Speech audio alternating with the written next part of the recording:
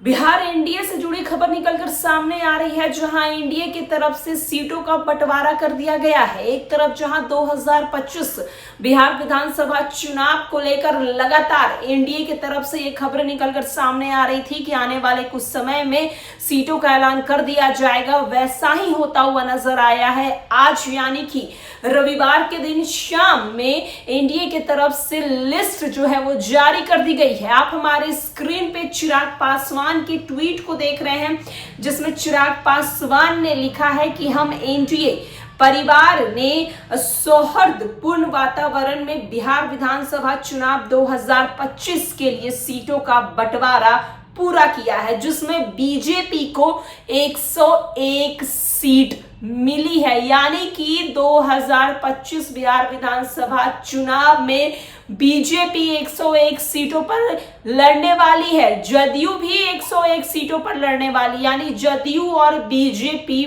बराबर में रहने वाले हैं। एलजेपीआर यानी कि चिराग पासवान की पार्टी को 29 सीट मिली है। इस बार चिराग पासवान की पार्टी को बेहद ज्यादा सीट मिली है।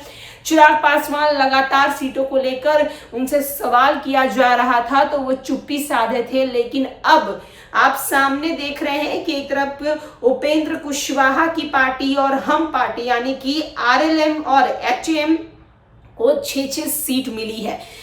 चिराग पासवान आगे लिखते हैं कि बिहार है तैयार, फिर से एनडीए सरकार इस बार पूरे दम के साथ, बिहार फर्स्ट, बिहारी फर्स्ट के साथ।